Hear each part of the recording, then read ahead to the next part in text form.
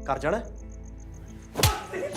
सारा यूथ खराब करता तो दिलजीत की पर्सनालिटी एकदम मुख्तलिफ है, but he is a great actor. Kareena में एक कमाल की चीज है and she has an instinctive understanding of the kind of film and therefore the kind of performance that is expected of her. Some actors are very committed like this. Alia है, अभी भी सुशांत था, बहुत ही कमिटेड था। एक लिमो आती है, उससे ब्रैड पिट और एंजेलिना जोली उतरते हैं, दूसरी लिमो आती है, उससे इरफान भाई उतरते हैं। मैंने कहा यार कमाल है। पीपल तले पा देंगे और नदी नारे हगने जाएंगे।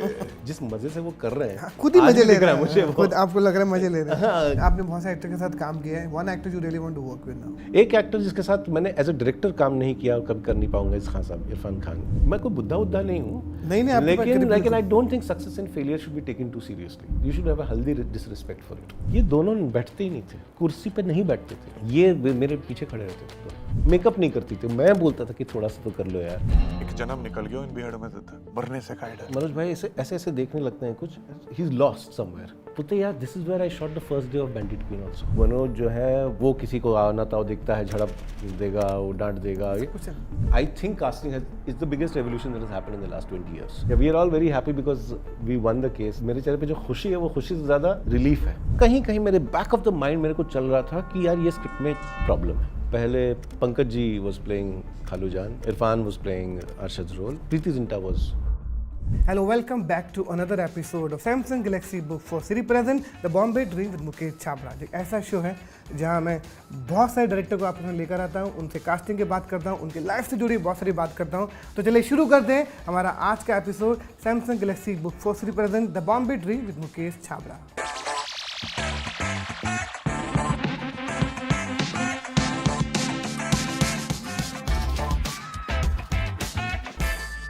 मेरी ज़िंदगी जितनी भी स्कूलिंग हुई है दिल्ली में, और ये मेरे सीनियर हैं दिल्ली के, और मैंने पहली फिल्म किया था ब्लू अम्ब्रेला में, कास्टिंग में हेल्प कर रहा था। तो इन लोगों ने मुझे सिखाया था, और उन्होंने उड़ता पंजाब बनाया है, डीड इश्क बनाया, इश्क बनाया, और बहुत सारी फिल्मों को लिखा विशाल भारद्वाज के साथ। तो चलिए वेलकम करते हैं अभिषेक चौबे का।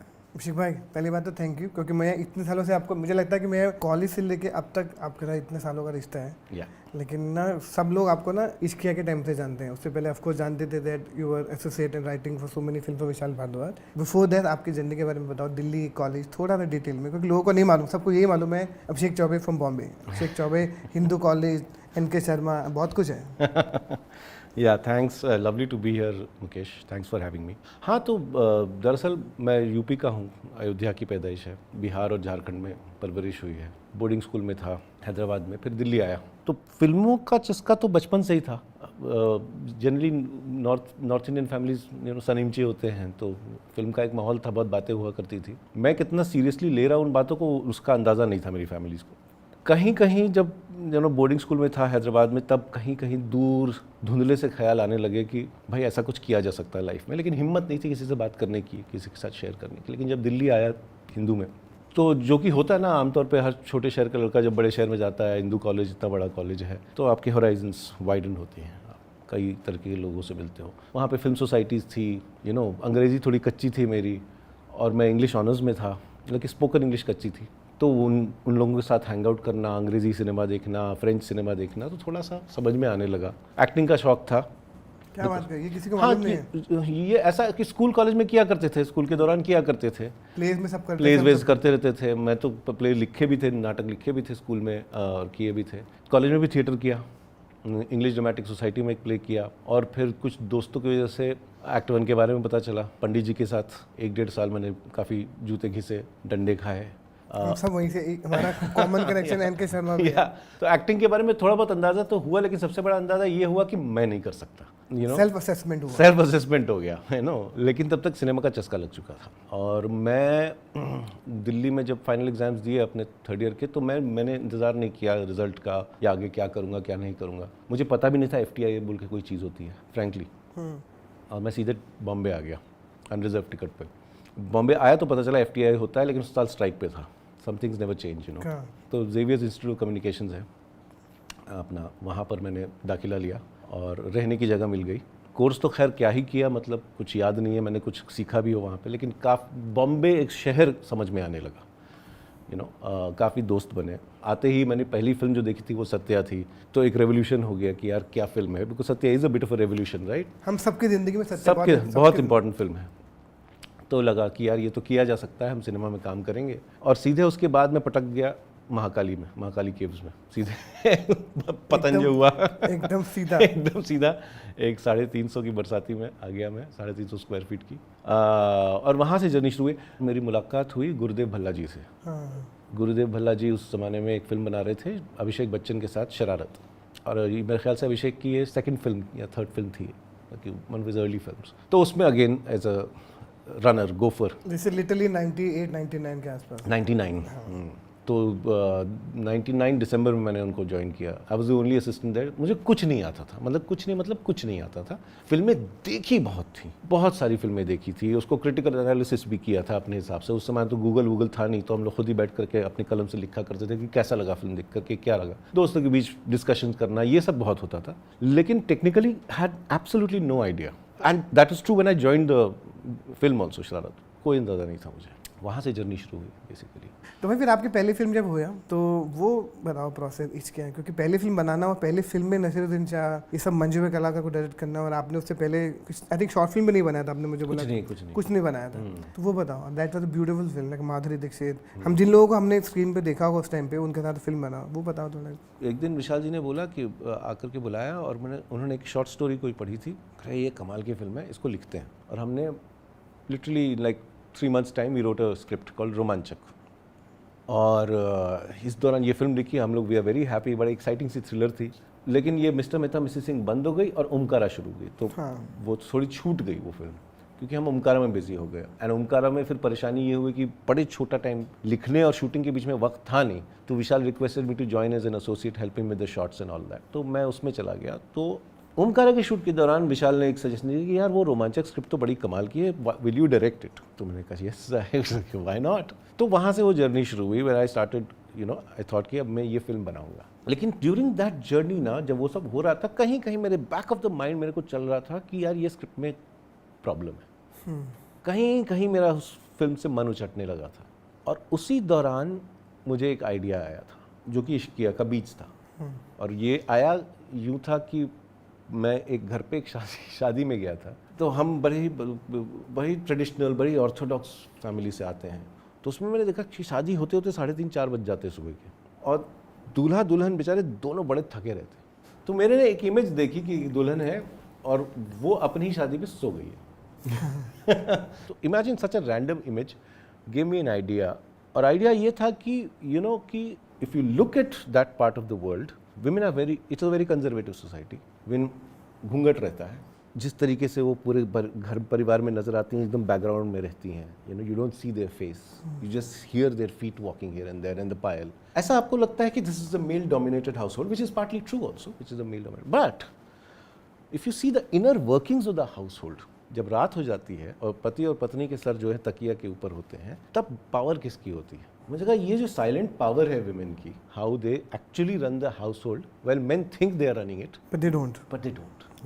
आई wanted to address that, have a character like that, जो कि देखने में पावरलेस है, लेकिन the amount of power she has. And then मैंने उनको कहा कि अगर उसका सामना 2 बड़े ही कट्टर बदमाश दोस्तों माचो उनसे हो, तो क्या उसकी केमिस्ट्री क्या होगी? That was the starting point. और फिर दोस्तों के साथ, काफ़ी जो सीनियर फ्रेंड्स हैं जो कि राइटर्स हैं, उनके साथ शेयर किया, और सबने कहा कि ये तो बड़ी घटिया स्क्रिप्ट है, रिजेक्टेड एवरीवन, आउटराइट कि इसका कोई कहानी का फ्लो ही नहीं है, कहानी कहीं जा रही है, किसका कोई मतलब नहीं है। तो अब क्या करें? अब इस कहानी को पूरे नए तरीके से लिखना होगा, पूरे नई तरीके से सोचना होगा। तो विशाल जी ने कहा कि भैया मैं होता तुम्हारी जगह, I would have moved on to something else. तो तुम देख लो, if you want to pick up something else and do it, because इसमें तो बहुत टाइम लगेगा। मैंने कहा नहीं sir, I will stick with it, let me find a way. उस दौरान सबरीना धवन, जो उन्होंने मॉनसून वेडिंग लिखी थी, भारी रहती हैं, अभी भी न्यूयॉर्क में रहती हैं। तो और शेमारू जो था वो शेमारू प्रोडक्शंस आ चुका था। हाँ, बिकॉज वो लोग ओमकारा में भी इन्वॉल्व थे, उन्होंने मुझे काम करते हुए देखा, तो दे ओनली हैड ऑफर्ड कि आपकी पहली फिल्म हम प्रोड्यूस करेंगे। So they were on board. Sabrina Dhawan से बातचीत हुई कि will you be able to help me out with the script, because है बेसिक कहानी है, लेकिन कुछ कहीं गड़बड़ हो गई है। तो फिर मैं न्यूयॉर्क गया और उनके साथ मैं 1 महीना रहा। तो बड़ी आयरॉनिकल बात है कि पूर्वांचल के एक पिछड़े से गांव की कहानी मैं न्यूयॉर्क मैनहट्टन में बैठ के लिख रहा हूँ। बट वहाँ पे कहानी एक्चुअली क्रैक हुई।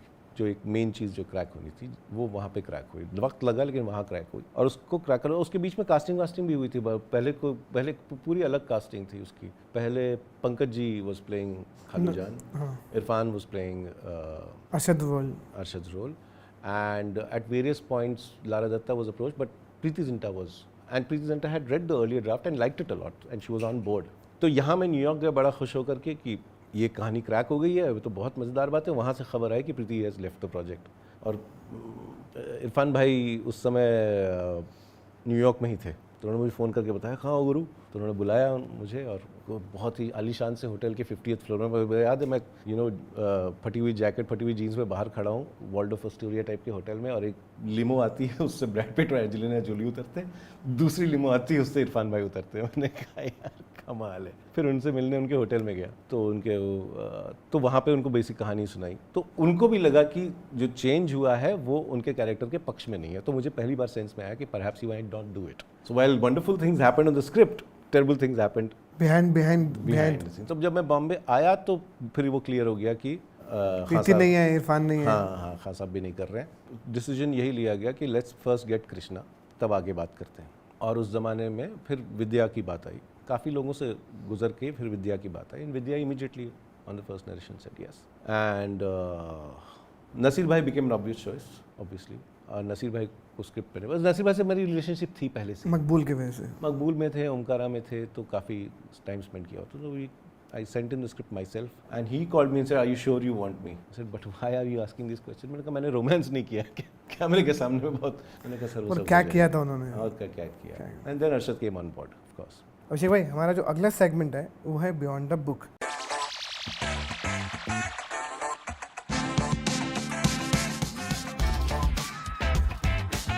इस सेगमेंट में मैं आपको कुछ आपके मूवी के सीन दिखाऊंगा थ्रू सेकंड स्क्रीन।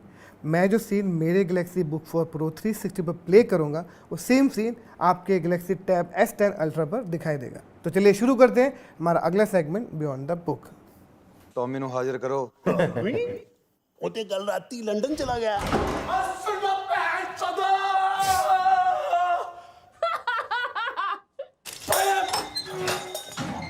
ਕਰ ਜਾਣਾ चौदह सारा यूथ खराब करता तो।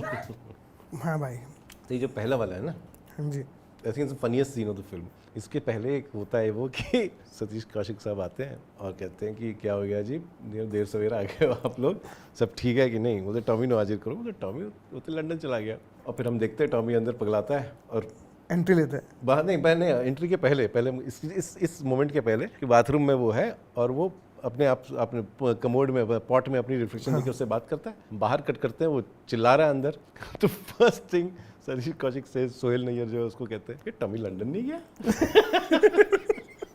ये तो इम्प्रोवाइजेशन है ये इम्प्रोवाइजेशन है। And Satish Kaushik was also outstanding. What an actor, what a human being. आदमी बंदे भी कमाल के थे, वो मजेदार थे। ये सीन तो शूट करने में बहुत ही मजा आया था, ये सीन लिखने में बहुत मजा आया था। और सुदीप, मेरा ये 10 साल हो गए स्क्रिप्ट को लिखे हुए, फिल्म को तो आए हुए फ्रेश लगती है भाई। So we were writing this film exactly 10 years ago and उस जमाने में सुदीप और मेरा sense of humour, world view बड़ा। हम जमाना बोलते हैं ना, मुझे लगता है पता नहीं कितने से चला, 10 साल पूरा एक डेकेड चला गया। डेकेड हो गया। हमारा सेंस ऑफ ह्यूमर बड़ा मेल खाता है, वो पागलपन वाला। हाँ, तो वो सीन डिस्कशन करने में वी वर लाफिंग। हाँ, और वो बड़ी डेंजरस चीज़ होती है। मैंने सुनी कि आप ज़्यादा हंसते हो अपने सीन्स पे ना तो ऑडियंस हंसती नहीं है, तो थोड़ा let's be careful. So when this scene came only you know I knew कि यार ये बहुत मज़ेदार है। और यही सीन सुनकर शाहिद ने भी हाँ कही, बिकॉज ये सीन शुरुआत के 10-15 मिनट में आ जाता है। हाँ, और शाहिद को जब मैं नरेट कर रहा था तो मुझे उसके एक्सप्रेशन से समझ में आ गया था ये वाला तो मैं कर रहा हूँ, आगे देखी जाएगी।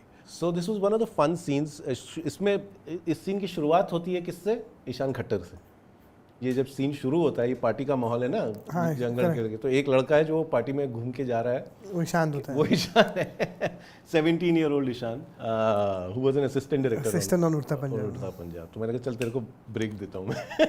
He did the first shot। तो शाहिद को बहुत सारी एनर्जी लगानी पड़ती थी, बिकॉज शाहिद बेचारा ना शराब पीता है, ड्रग्स को बहुत जिंदगी का एकदम वेजिटेरियन आदमी, तो एकदम संत आदमी है। तो उसको मैं कॉफी पिलाता रहता था, वो काली कॉफी पीता रहता था पूरे शूट पे। और वो हार्डली कुछ खाता था, because I needed him to be like, because if you are a drug addict like Tommy is, you have no interest in food, you keep losing weight. So to keep that energy at 1 o'clock at night when we were shooting this, low energy, हमने कहा एक low energy mechanical करते हैं ताकि सबका वो बने, तो वो कई दफ़ा किया, उसमें काफ़ी करेक्शंस हुए, ये सब इम्प्रोवाइजेशंस उसमें हुए। टॉमी लंदन नहीं गया वो, तो विच इज समथिंग विच जब वो आया तो हम ठहाके मार के हंसने लगे कि कमाल की बात हो गई। And then we shot this scene and we did, I did not shoot and did anything fancy with my camera in this scene. I kept it very simple and basic, stayed with the actors, get the performance, बाकी सब कुछ हो जाएगा। Nice, next to the next scene. कुछ दिनों की बात और है, बस फिर मजे से अपने गांव में पीपल तले पा देंगे और नदी नारे हगने जाएंगे।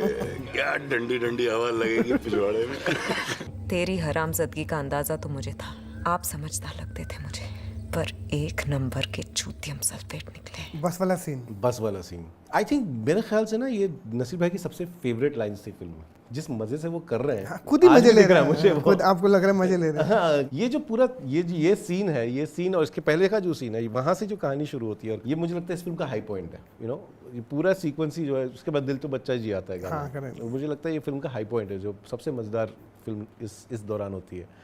All the actors are in their element. Naseer भाई के साथ जब कनेक्शन बना, और अरशद के साथ तो शुरुआत से ही अपना अंडरस्टैंडिंग क्लियर था। एक टेक होता था मेरा, मुझे कोई समझ में नहीं आता था कि दूसरा टेक क्यों करूं। ट्यून हो गए थे आप। इतनी ट्यूनिंग हो गई थी कि दूसरा टेक क्यों करूं, और अलग, और दूसरा टेक करना एक सेफ्टी के नज़रिए से, एक जनरली कि हो सकता है कुछ बढ़िया आएगा उस नज़रिए से अच्छी बात होती है, और मैं कई दफ़ा करता भी था।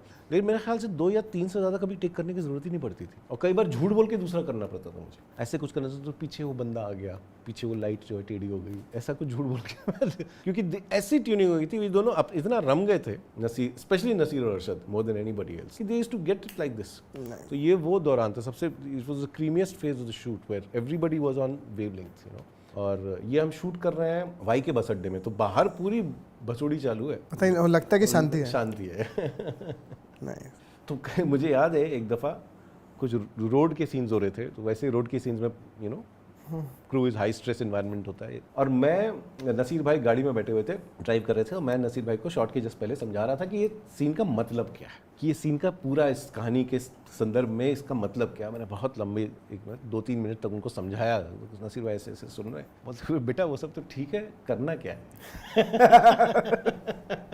So that's another learning, don't give theory, explanation ज़्यादा नहीं करके दे। करने नहीं, आपको यूं करना है। अगर वो, क्योंकि क्या है, स्क्रिप्ट आपने पढ़ी है as an actor, you know, और आपने शायद डायरेक्टर के साथ बातचीत भी की है कि इस फिल्म का मीनिंग क्या है, कहना क्या चाह रहे हैं। So at the moment when you are shooting, what you really trying to do is tell them what needs to be done and tell them only what is important. Next to the next scene. डर लग रहा है। कहाँ से? मरने से। एक जन्म निकल गया इन बिहाड़ में था, मरने से का डर।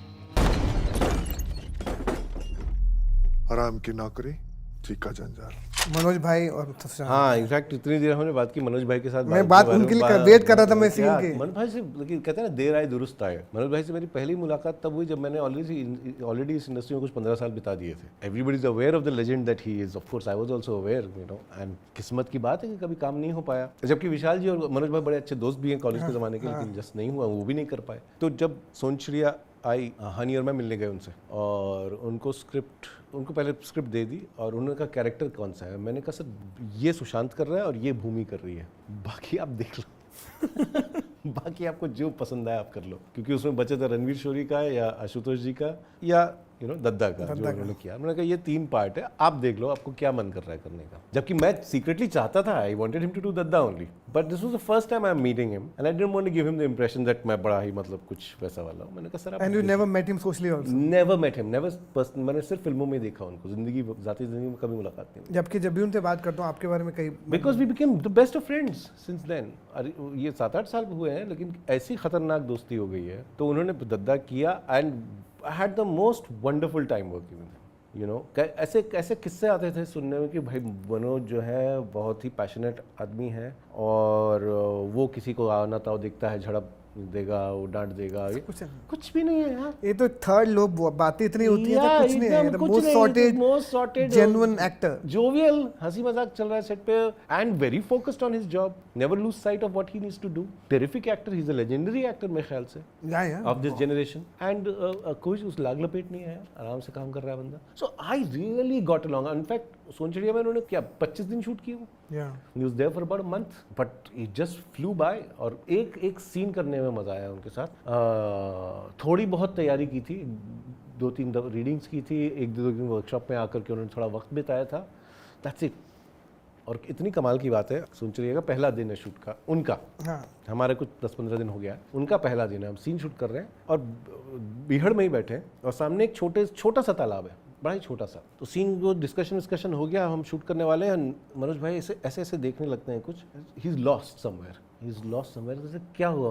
बोलते यार this is where I shot the first day of Bandit Queen also, he was at the same location. And जैसे सीन कौन सा था कि वो तालाब के उस तरफ से वो देखता है वो आ रहा है फूलन को फूलन को। जो she is having a bath. मैंने कहा यार ये देखो, and we shot on many locations where Bandit was shot. तो वो एक एक अजीब सा मिस्टिकल कनेक्शन हो जाता है फिल्म से, एक एक्टर से। और वो शूट खत्म हुआ और हम वापस भी आए, लेकिन वो दोस्ती चलती रही। बहुत कमाल के एक्टर। भाई बात बताओ, एक पर्सनल सवाल पूछता हूँ, किलर सूप इतना ज़्यादा अप्रिशिएट नहीं हुआ ऐसा इन पब्लिकली, ऐसे जो एक नंबर पे बात करते हैं ना आजकल, सोशल मीडिया वाले भी बात करते हैं। Did you feel bad? Because I think it was a great show, very interestingly बना। Thank you, I am glad you liked it. यार देख क्या है ना, जिस तरीके का काम मैं करता हूँ ना, I give the impression to people कि मैं मेन स्ट्रीम में काम करता हूँ, बिकॉज मेरा काम है अल्टरनेटिव में। That's a fact, okay, and I am being very honest with you here. या नो ऑफ कोर्स। सो कोई चीज़ का इतना ज़्यादा ऑडियंस अप्रिसिएशन ना पाना मेरे लिए कभी भी कोई सरप्राइजिंग चीज़ नहीं होती है, बिकॉज मैं चीज़ जो कर रहा हूँ वो इतनी महीन है कि कितने लोगों को ही पसंद आएगी, you know. And compare to films, series is a much more commercial space. ये हमारा इंप्रेशन गलत है कि सीरीज़ में बहुत फ्रीडम है, सीरीज़ में आप तमाम चीज़ें कर सकते हो, फिल्म में बड़ा उल्टा है मेरे ख्याल से। सीरीज में एक्चुअली फिल्म में आप एक प्लॉटलेस फिल्म बना सकते हो जो कि बड़ी खूबसूरत है। So anyway, so I actually don't have any regrets, I did what I wanted to do and I had a lot of fun doing it. Guru Dutt साहब की एक फार्मूला है ना कि 1 for us, 1 for me, 1 for them. तो soup was for me. अब एक दूसरा काम करेंगे, थोड़ा ऑडियंस को थोड़ा पुचकार के थोड़ा खुश रखेंगे, उसमें थोड़ा। पर इन जब आप ऐसा कुछ रिएक्शन नहीं आता तो you don't feel bad at all? You feel, look I mean honestly speaking, as a human तो आपको लगता ही होगा। थोड़ा सा तो लगता ही है ना कि यार देख और 10 लोग देख लेते, यू नो, और टाइम पे आ जाती, 2 और स्टार मिल जाते, अच्छा ही लगता। लेकिन जितने वक्त के लिए अच्छा लगता है ना, 15-20 मिनट के लिए, उतने ही वक्त के लिए बुरा भी लगता है 15-20 मिनट के लिए। हाँ, तो you move on fast. Yeah, you move on, man. You've got too many things to do. Can't wait. I don't think, you know, और मैं कोई बुद्धा नहीं हूँ। नहीं, लेकिन I don't think success and failure should be taken too seriously. You should have a healthy disrespect for it. Correct. Koko की बात नहीं करी आपने, कोको ने भी कमाल कर। कोको तो दोस्त है यार। कोको एज एन एक्टर मैं क्या ही बोलूँ, मतलब उस ओमकारा में भी काम करके, वो बंगालन है, कलकत्ता की है, उससे आप जिंदगी में बात करो तो वो अंग्रेजी में ही बात करती है, that's a first language, and she is Bengali is you know mother tongue. She is distinctly uncomfortable in Hindi. In real life she can speak it of course, but जरा ओमकारा में वो मेरठ की जबान बोल रही है। I think that's why the actors ना, ये यूं सिर्फ वो नहीं है, एक बॉडी लैंग्वेज भी लेके आती है वो, जिस तरीके से वो करती है ना। तो एज एन एक्टर उसको, और सबसे बात बताऊं, काफ़ी एक्टर्स जो बहुत बहुत बढ़िया होते हैं ना, उनकी क्राफ्ट का बड़ा डंका रहता है। अगर उसके बारे में डायरेक्टली बात भी ना करें, वो क्राफ्ट का अपना एक वजन लेके घूमते हैं कि भाई मैंने 16 साल थिएटर किया है, you know. Kangana is nothing of that sort, she wears it very lightly, you know, but she is as skilled an actor as some of the greatest actors. आपकी भी कास्टिंग बहुत ही एजी और टेढ़ी होती है। आई थिंक वो जो कास्टिंग जितने भी आप, हनी, विशाल था, ये सब एजी होती है। आप how do you see actor, how do you see casting? आप कैसे डिसाइड करते हो? हमेशा हर फिल्म में देखो, हर शो में देखो, आप सबका एक अलग टच होता है। तुम और मैं एक जनरेशन से आए हैं जब एक कैरेक्टर एक्टर की एक डायरेक्टरी होती थी। हाँ, अब डजंट मैटर कौन सी फिल्म है, करेक्ट, वही नाम लिखा, वही जो है हर फिल्म में, यू नो। तो it was something that I'm sure you also, when you started out, felt uncomfortable about. Yeah. I definitely also felt very uncomfortable about. लेकिन इसकी चाबी कहाँ से मिली? चाबी यूँ मिली यार, जो कि तुम लोगों ने किया है, हनी ने किया है, तुमने किया है, और जब नए आए हैं कास्टिंग डायरेक्टर्स, उन्होंने किया है। हमारे देश में थिएटर इतना रिच है, और कहीं भी जाओ आप, इंडिया के किसी भी हिस्से में जाओ, छोटा या बड़ा, हर जगह थिएटर होता है, हर जगह एक्टर मिलते हैं। तो ये एक कुंजी मिली जिसकी वजह से I think casting is the biggest revolution that has happened in the last 20 years। I take particular joy यार इन कास्टिंग, मुझे बड़ा मजा आता है to think differently a little bit. I have always thought, मेरे एक दो प्रिंसिपल्स होते हैं मुकेश कि yes we should cast to type in the sense Jat है तो लंबा होगा, गोरा होगा, बलिष्ठ होगा, लेकिन just because I find somebody who's लंबा, गोरा और बलिष्ठ but is a bad actor, I will rather go with a good actor who's not लंबा, गोरा और बलिष्ठ। या करेक्ट। तो ये मैं पंगे नहीं लेता, परफॉर्मेंस पे कॉम्प्रोमाइज नहीं करने का, कुछ भी हो जाए, कुछ भी हो जाए तो you can also, when you see an actor, you can also change your brief कि I'll go with this person. I will do this। जैसे आप उड़ता पंजाब की अगर बात करें तो जो मैं उसमें आने ही वाला था कि वो जो फिल्म है जो मतलब हम सारा यूथ जो है मतलब पागल हो चुका था उस वक्त जितना भी है।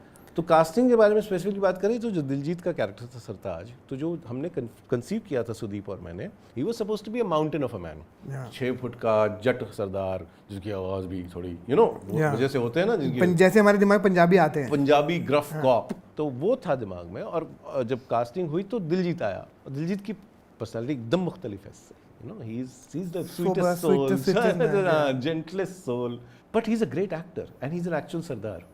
So and I was just talking to my team मतलब कि पहला ऐसा जेन्युइन सरदार होगा जो मतलब ग्रेट एक्टर लाइक इंटरनलाइज करता है अपनी चीज़ों को, जो परिस्थिति करता है। I am a big believer, हालांकि अनफॉर्चुनेटली हर फिल्म में मैं ये नहीं कर पाया हूँ, लेकिन I am a big believer in actor spending time together, workshop. I am big believer. Theatre school, theatre वाला मेरा बैठ के रिहर्सल करना, रीडिंग करना, तो मेरा बड़ा बिलीफ है उसमें, बिकॉज आई हैव, जब भी मैं कर पाया हूँ it has benefited my film, है ना। तो चाहे और जितने भी सीनियर कलाकार हो, जैसे सुशांत के साथ मैंने सोनचड़िया में किया था, तो उनको डाकुओं का पूरा कॉस्ट्यूम पहना करके वो पूरा गैंग हफ्ता 10 दिन साथ में बिता, रोज आते थे आराम नगर, यहीं पर कोई एक। Is that your method or you believe in this method? I believe in this method. I believe and I do it. I mean, as many times as I can, क्योंकि सोनचड़िया also lent itself to it because एक gang था, तो उनके साथ वक्त, तो not only do the scenes that you have to do also scenes that are not written in the film। अब डकैत हो तो आपकी आम जिंदगी क्या है, वो भी जीना पे चाहिए। Try and live like that। So ये सारी एक्सरसाइज जो थिएटर की एक्सरसाइज है, I am a big believer in that. I do things like जैसे भूमि है सोनचड़िया में, उसकी एक जिंदगी है उस कैरेक्टर की, इंदुमती की, वो जिंदगी हम देखते नहीं है फिल्म में, क्योंकि हम जब देखते हैं इंदुमती को पहली दफा तो वो ऑलरेडी घर से भागी हुई है बच्ची के साथ, है ना, और पूरी film is on the run, but उसकी जिंदगी क्या है, पानी ढोना, है ना, और मिट्टी के चूल्हे पे, जो हम देखते नहीं है पर हमको पता होना चाहिए। मैंने कहा तुझे पता होनी चाहिए, your body language, the way you walk will decide, will change ना। तो वो सारी चीजें हमने की, वो मैंने विद्या के साथ भी किया था इश्किया में, कि करो, हाँ करो, ये सारी चीजें करो, घर पे झाड़ू लगाओ, let affect your back. So these things are really big believing in working with the actors before you reach set. I think all this actor जो भी सुन रहे हैं उनके लिए भी अच्छा होगा, जो नए एक्टर है उनके लिए भी आपकी एडवाइस बहुत काम है, क्योंकि even for the audition also they have to keep practicing before they enter the audition. Try and, because story, कहानी क्या होती है, कहानी जिंदगी का एक छोटा सा लम्हा है एक कैरेक्टर की लाइफ का। हालांकि वो लम्हा इतना ज़रूरी हो सकता है कि कैरेक्टर की लाइफ चेंज हो जाए, लेकिन वो एक लम्हा है ना। तो उस कैरेक्टर की लाइफ क्या है उसके पहले की, और उस लम्हे जो हम जिसको दिखा रहे हैं उसके बीच में जो नहीं दिखा रहे हैं उसमें क्या हो रहा है, ये करना बहुत ज़रूरी मुझे लगता है, हर एक्टर को करना चाहिए, जस्ट टू गेट क्लोजर। उससे क्या होता है ना कि इवन इफ इंटेलेक्चुअली आप कुछ शायद ना अचीव करेंगे, इंटेलेक्चुअली आपने कैरेक्टर समझ लिया है कि उसकी फिलॉसफी क्या है, वो करना चाहते हैं, वो अलग चीज़ है। आपकी body language, and I don't think you should act as much as be, if you can be then you don't have to act, it happen automatically. हाँ, क्योंकि क्या होता है कई दफ़ा एक्टर्स के साथ क्या होता है ना कि उनको लगता है कि वो स्क्रिप्ट कम्युनिकेट कर रहे हैं, नहीं, आपको नहीं करना है कम्युनिकेट काम डायरेक्टर कर रहा है। आपको लाइनें ज़्यादा मीन करने की कोशिश मत करो, ऑलरेडी लिखा हुआ है, it's already there, you just be that person. अब आप किस तरीके से एक सेंटेंस बोलता है कोई एक किरदार, वो उस किरदार की पूरी लाइफ के ऊपर डिपेंड करता है ना, वो कैसे बोलता है, लोगों के बोलने का अंदाज जो होता है बड़ा पर्सनल होता है ना, तो we get to that, so try and live that life howsoever briefly you can, do things that that character does. I think these things really help before you come on set। इसलिए आपके सारी फिल्मों के, even उड़ता पंजाब में दिलजीत, करीना, आलिया, शाहिद कपूर, दे were all villain, और सब अलग स्कूल के थे, लेकिन सबने अलग ऐसे परफॉर्मेंस करी कि आपने उनको ऐसा करवाया। हाँ, करवाया वो चीज़, करीना के साथ रिहर्सल करी, इवन आलिया का कम्प्लीटली ऑफ ब्रेक, आलिया के साथ खतरनाक रिहर्सल किया था, और वो लड़की, और भी एक्टर की कमिटमेंट के ऊपर भी डिपेंड करता है। Some actors are very committed like this, Alia थी, आलिया है अभी भी, सुशांत था, बहुत ही कमिटेड था, I कमाल know. कमिटमेंट था। Yeah. तुमने तो काम किया उसके साथ, कमाल का कमिटमेंट था उस लड़के का। तो वो चीज़ें बहुत हेल्प करती है, you know, even if you are not such a great actor, your performance goes several notches above. If you're committed. If you're committed and you're willing to put in the work. Set पे आके, you know, वो ठीक है set पे आके, लेकिन set पे आके सारा काम मत छोड़ो। That's like बिना इम्तिहान की तैयारी किए हुए मैं आके लिख दूंगा, वो चीज़ नहीं होएगा ना। जो भी यंग राइटर, डायरेक्टर, एक्टर्स, अगर आप उनके लिए ऐसी कोई एडवाइस, बिकॉज क्या है, मुझे mostly people I meet they mostly sad, depress and they don't have patience when they hear the story from Shararat से स्टेज से लेकर यहाँ तक का, नाउ दे विल नो कि ये कल का नहीं है, 20 साल का पुराना काम है। तो anything you want to give advice to the young director, writer, actor, aspiring लोगों को कुछ बोलना चाहोगे आप? I mean, to take a lead from what you were saying, Mukesh, कि पेशेंस, आपको जो धैर्य है आपका, वो एक पहाड़ जितना धैर्य होना बहुत ज़रूरी है। कई दफ़ा ऐसा होता है, हमारी इंडस्ट्री जो है ना, वो कोई रेगुलेशन वाली इंडस्ट्री तो है नहीं। ऐसा नहीं ना कि आपने 5 साल बहुत मशक्क़त की, अब आपका प्रमोशन हो जाएगा, ये तो होता है नहीं। तो कई दफ़ा ऐसा ज़रूर होता है, काफ़ी सक्सेस स्टोरीज़ हैं कि आए बम्बई और अगले हफ्ते स्टार बन गए, होता है। अमूमन ये नहीं होता, अमूमन you have to give in years and years. लेकिन I tell you what is good in all of this, अगर आप पगला ना जाओ, यू नो, अगर आप अपना, if you can keep your head on your shoulders, अगर सहजता से काम करो, काम करना मत छोड़ो। अगर आप एक्टर हो तो आपको ज़रूरी नहीं है कि आपको जब तक बड़ी फिल्म नहीं मिलेगी और बड़े सेट पे नहीं जाओगे, आपकी मेकअप रूम नहीं होगी, तब तक आप एक्टिंग नहीं कर सकते। आप एक्टिंग कर सकते हो, है ना, आप थिएटर कर सकते हो, तमाम थिएटर ग्रुप्स हैं, सबसे छोटे लेवल से शुरू करो आप, you know, keep working, that is the key. When you are a writer, ये प्राइमरी जॉब, ऐसा नहीं है कि अगर आप राइटर है तो आपको इम्तियाज़ अली का फ़ोन आएगा कि भाई मेरी अगली फिल्म लिख डाल, ये तो नहीं होने वाला ना। लेकिन लिखने से आपको कोई नहीं रोक रहा है, you no. So opportunity only comes to somebody who's ready. So you have to keep working on yourself. ये जो धंधा है ना हमारा, ये खुद से गुफ्तगू करनी है, खुद से बात करनी है, you know। ये मुझे जैसे हमारी इंडस्ट्री में बड़ी कंपटीशन की बात होती है कि actors are competing, directors are competing, and this is nonsense, because ये कंपेटिटिव इंडस्ट्री तो है ही नहीं। बना दिया बस। दूसरों से कम्पीट करोगे तो अपने आप से कब बात करोगे, क्योंकि खुद से ही बात करना अपना क्रिएटिव काम तो यही होता है।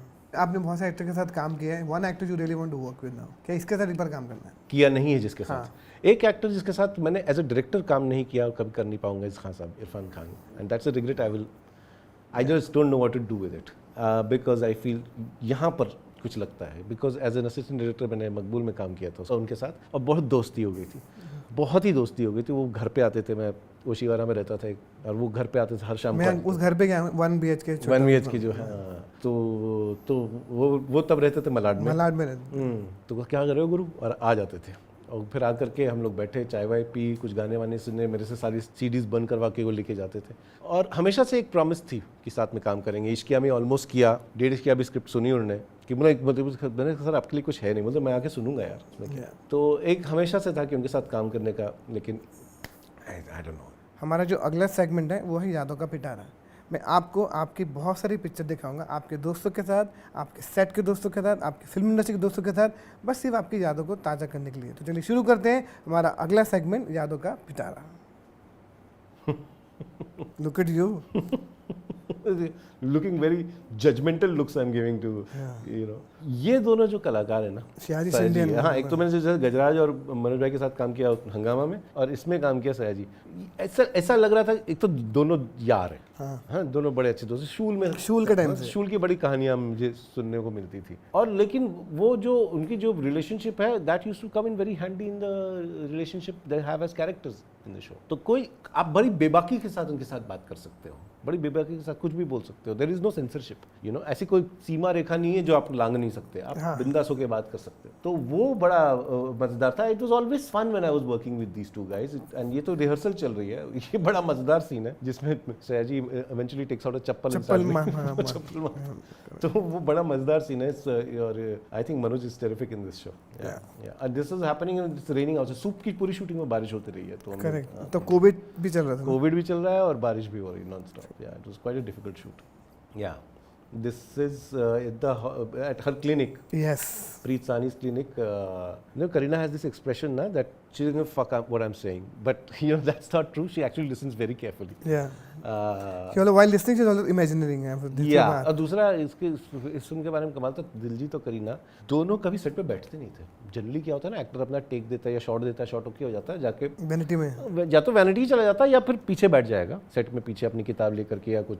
ये दोनों बैठते ही नहीं थे, कुर्सी पे नहीं बैठते थे, क्योंकि मैं नहीं बैठता हूँ, मैं सेट पे खड़ा रहता हूँ जनरली, यू नो, इधर उधर घूम रहा होता है या जो भी चल रहा, आप चलते रहते हो। चलते रहता हूँ, है ना। ये मेरे पीछे खड़े रहते थे दोनों। And Kareena who's a superstar, she would just stand because Diljit would just stand. तो दिलजीत पीछे खड़ा रहता था, वो देखा दिलजीत पाजी बैठ जाओ, हाँ जी ठीक है, he'll just stand. So Kareena would stand, we would shoot in very difficult locations. ये तो फिर भी एक contained location थी। हमने तो गांव खेड़ों में जाके शूटिंग की, एकदम बॉर्डर के गांव में शूटिंग किया, जहाँ कुछ 1000 लोग आ गए थे शूटिंग देखने। She would always stand. It's अजीब टाइप का। करीना में एक कमाल की चीज़ है कि वो she is a true blue industry kid, right? Yeah. And she has an instinctive understanding of the kind of film and therefore the kind of performance that is expected of her. कि उसमें skill की, craft की कमी नहीं। तो वो David Dhawan साहब की फिल्म हो या गोविंद निहलानी साहब की फिल्म हो, she knows how to mould herself, she knows exactly how to, so she knew the kind of film we are making, pitch क्या चाहिए परफॉर्मेंस का, उसको पता था। मेकअप नहीं करती थी, मैं बोलता था कि थोड़ा सा तो कर लो यार, नहीं करती थी, अंडर आई नहीं टच करूँगी, तो वो कमाल की चीज़ थी। या आपके बड़े सारे रूप हैं, देख रहे हो आप भी अलग। Yeah, we are all very happy because we won the case ना, पिक्चर रिलीज हो रही है। हाँ, oh yes. तो मेरे चेहरे पे जो खुशी है वो खुशी से ज़्यादा रिलीफ है। इसी दिन रिलीज की सुबह तक चला ना मामला। हाँ, वो पंजाब एंड हरियाणा कोर्ट का सुबह आया था, तो सब यहाँ के भी अशोक पंडित, दुनिया भर के लोग लगे हुए थे इसके। या बहुत लोग, पूरी इंडस्ट्री, जिस तरीके से इंडस्ट्री खड़ी हुई थी ना, मैंने उड़ता के बाद कभी नहीं देखा। कंट्रोवर्सी मैं बोलने वाला था, यू मिस दैट नाउ ना, you don't see that unity now, अब कम हो गया ऐसा लगता है। कम हो गया, थोड़ा सा कम हो गया। ये बताओ।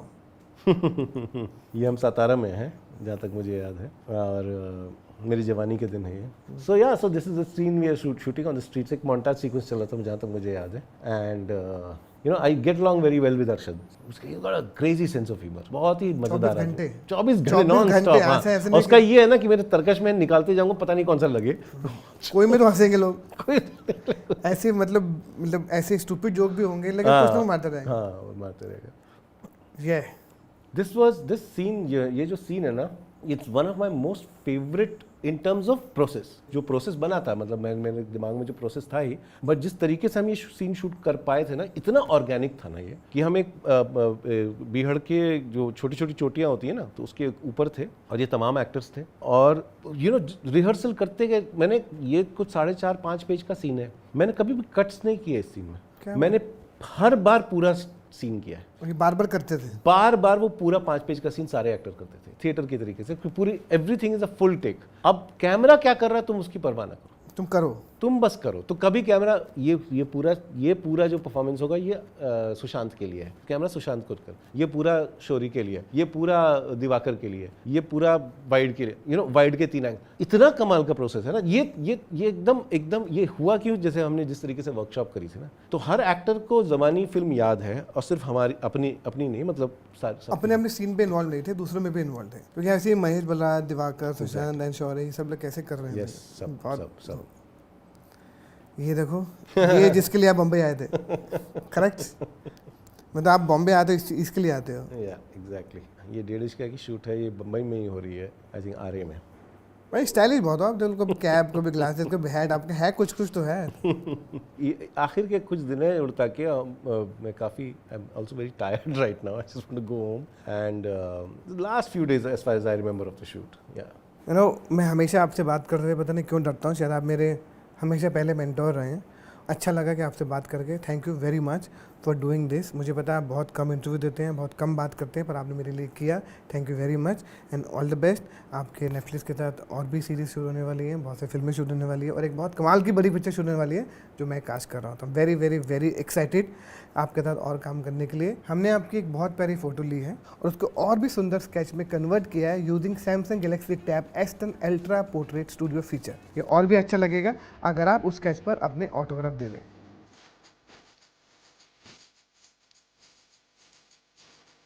मेमोरी के लिए बस आपके साथ एक पिक्चर ले लेता हूँ।